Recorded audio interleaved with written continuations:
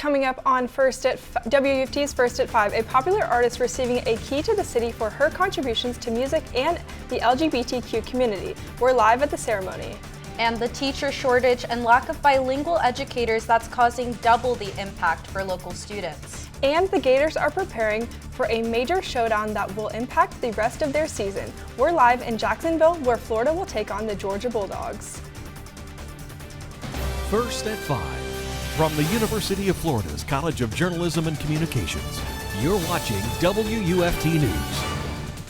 Welcome to WUFT News First at 5. I'm Loren, Miranda. And I'm Kennedy Chambers. Thanks for joining us.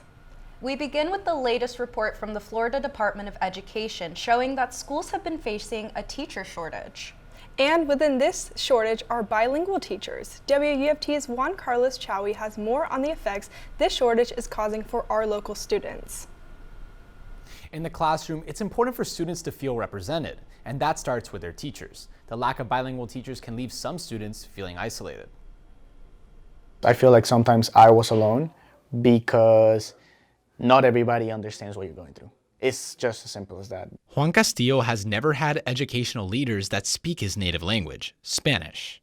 I've been in the United States for about 7 years now, and I've been struggling to fully understand English for about 6 of them. And finally, he has a grasp of the language. He wants it to happen for people like him much sooner. Recently, the Identification of High Demand for Teacher Needs report released by the Florida Department of Education shows English for speakers of other languages, or ESOL, certified teachers, are ranked in the top 5, posing an issue for school districts like Marion County. Director of Public Relations for Marion County Public Schools explains. I would say that between 25 to 30% of our students are of Hispanic culture. Christian says the district makes a conscious effort to accommodate underrepresented demographics. We have programs in place to help those students who do not speak English as their primary language. But for any student coming into a classroom who doesn't speak English, absolutely it's going to be a challenge for them because our curriculum primarily is taught in the English language. Juan Castillo is no stranger to the challenges. I would say mostly in writing essays is where it comes to be the biggest struggle. Currently, it is not a requirement for Florida teachers to be bilingual, although in Juan's case, it's extremely helpful. A report from the Digest of Education Statistics shows that there's been a large decrease in bachelor degrees pursued in education, from over 170,000 in 1970 to just over 80,000 in 2018, which could play a part in the shortage. Live in the studio, Juan Chaoui, WUFT News. The Marion County Sheriff's Office has released body cam video of the deputy-involved shooting from earlier this week. We froze the footage just before the deputy opened fire. The suspect died as a result of the shooting. Deputies stopped Rasheem Edwards Tuesday night while riding a dirt bike near Marycamp and Emerald Roads. Deputies say he couldn't provide a valid ID and ran off.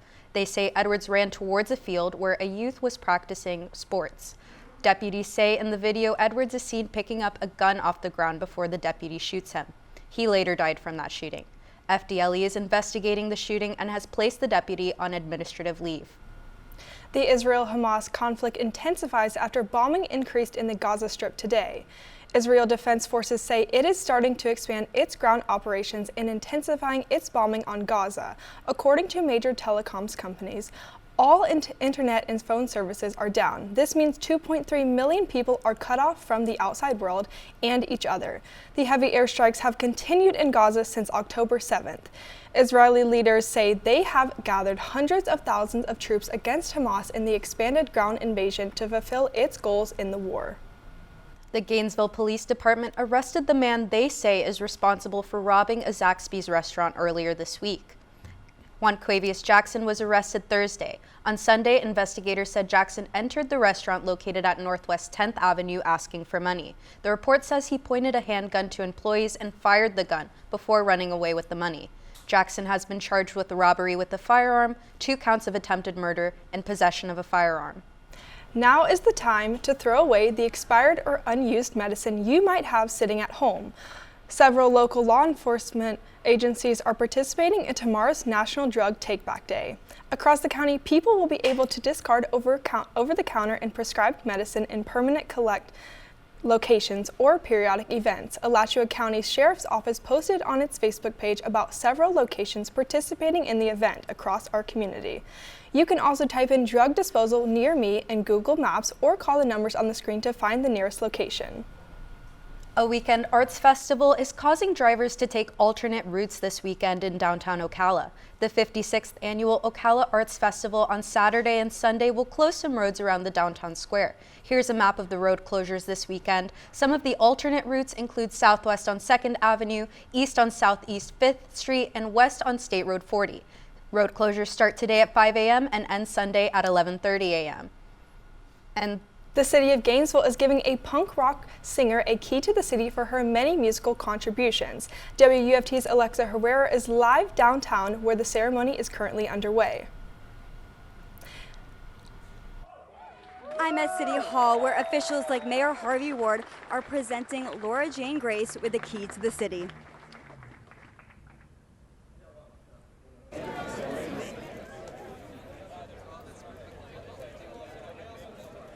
I'm at City Hall where officials like Mayor Harvey Ward are presenting Laura Jane Grace with the key to the city.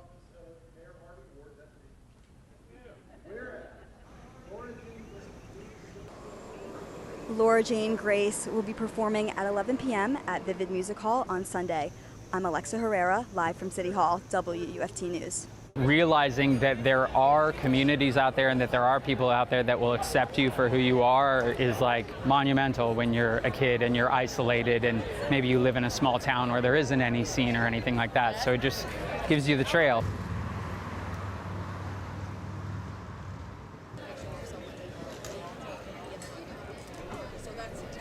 A program in Marion County is helping homeowners to safely stay in their homes after they have been damaged and deemed unlivable. The Emergency Housing Replacement Program helps homeowners stay on their properties after their homes become unsafe to live in. One homeowner, Allian Cunningham, can now stay in her home of 60 years. Her home was damaged to the point where the structure became unsafe to live in, according to the Marion County Facebook page.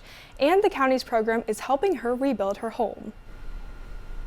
If you're traveling to Jacksonville for the Florida-Georgia game this evening, expect those sunny skies. And I'll let you know if those sunny skies will last during the game after the break.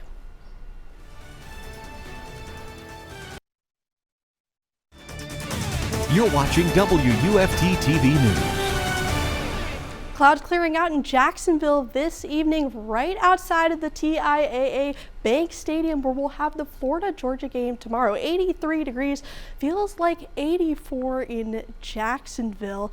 And if we take a look, not much on our radar, really just seeing those clear skies for this evening. Not much rain in the forecast for this evening as well. Winds a little bit higher, especially along the east coast along I-95. 12 miles per hour St. Augustine and 15 miles per hour for Jacksonville. And this is helping to cool us down just a little bit along I-95. And we're seeing some warmer temperatures like 84 degrees in Crystal River and even in Cedar Key along the Gulf. And for this evening, we are dropping from the 80s into the 60s. We are seeing those sunny skies though and clearing out throughout the evening and into the night with those clouds for your morning and for Saturday morning sitting in the 60s. 60 for Gainesville and Ocala, even 62 for Cross City. Your highs for your Saturday sitting in the 80s, a little bit above average for this time of year.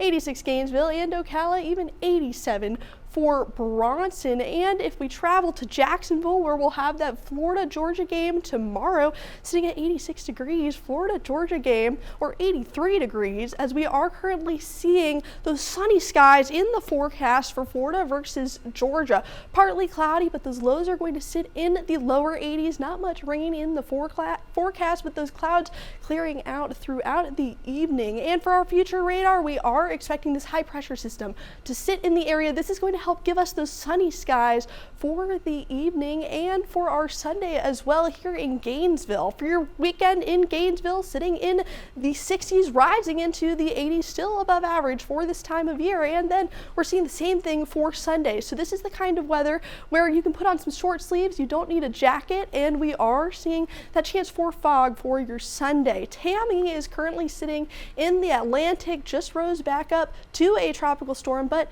not affecting us here in Gainesville, really just moving eastward. And for your 7-day outlook, Florida, Georgia, expect those sunny skies, partly cloudy as well, and then we're going to drop into the 70s as a cold front pushes through by Halloween. Back to you. It is a busy day and a massive weekend for Florida sports. The Gators take on the Georgia Bulldogs on multiple fronts. Coming up after the break, we've got everything from results to previews and even the history of this historic matchup. All that and more when we return to sports. You're watching WUFT-TV News. Welcome back to sports. I'm Chris Will. We are now just hours away from a major SEC East showdown in Jacksonville. Florida-Georgia football is around the corner, and we've got live coverage all over for this big weekend. We're breaking down keys to tomorrow's matchup and a look at the history of the rivalry and what fans can expect when they head out to the game. We'll first start with a little bit of a preview for this game at Jacksonville's Everbank Stadium.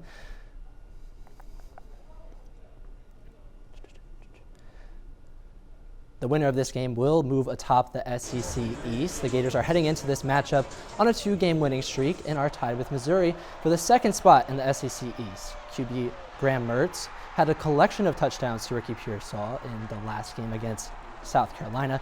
Meanwhile, the Bulldogs are on top. Unfortunately, they'll be out without Brock Bowers this weekend, who will miss 4 to 6 weeks after undergoing ankle surgery. And get ready to light up your grills and toss the pigskin, because this Saturday, Florida and Georgia meet on the gridiron. Let's check out with WFT's Anthony Martinez for the history behind this classic rivalry game. More than a century ago, the Florida Gators and Georgia Bulldogs faced off for the first time, creating one of the greatest rivalries in all of college football. Oklahoma and Texas, the Red River Shootout is great too, but it doesn't have the same fire as this game does. You know, Georgia doesn't like Florida. Florida doesn't like Georgia. They will face off again in less than 24 hours. The Gators will travel 74 miles, and the Bulldogs will make a more than 300-mile trek to Everbank Stadium in Jacksonville for the matchup. It's a good rivalry, and they've won, I think, the last three or four, something like that. Steve, the head ball coach Spurrier, has been on the winning and losing side of this rivalry as a player and coach. As a Gators QB in the 60s, Spurrier split the 4 games he faced off against the Bulldogs. And as a Gators head coach, he only dropped 1 game. My senior year, we went over there 7-0 and got beat. And so the Georgia fans reminded me for about, 30-something years till I got a chance to coach and beat them a few times. Right now, the rivalry sits at 54-44-2 in favor of Georgia.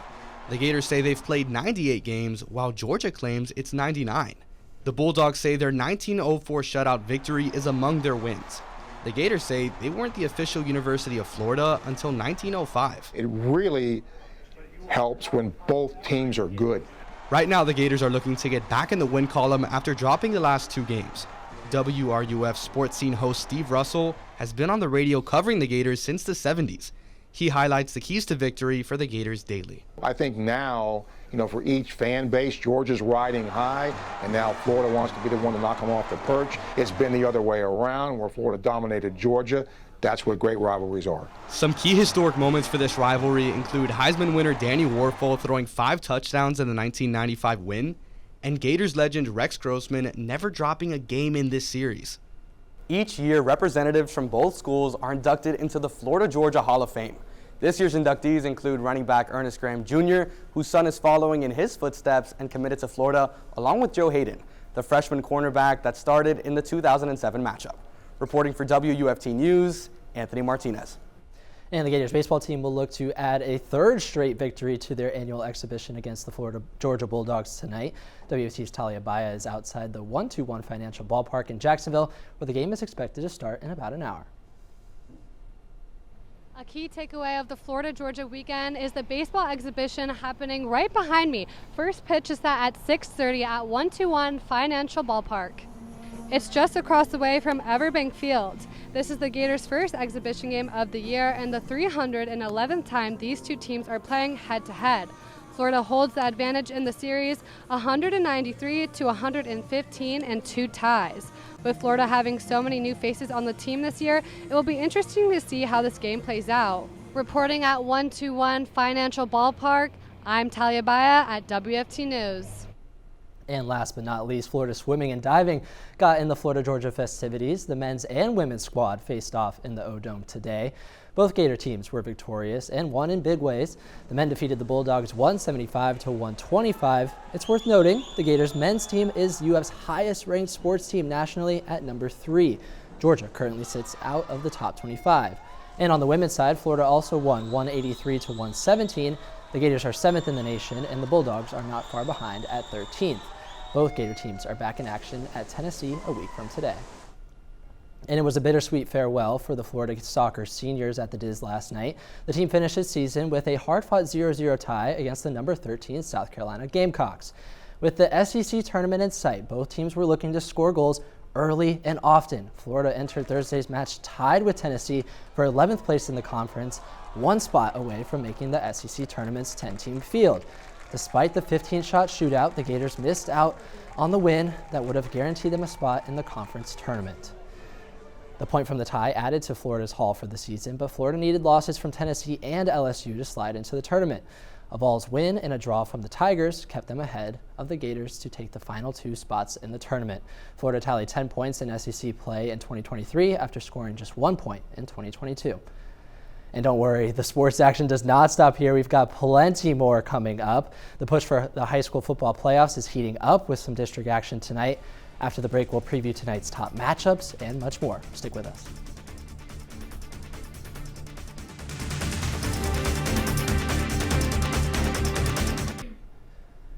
Welcome back to sports. The playoff push continues in high school football with plenty of playoff spots on the line tonight.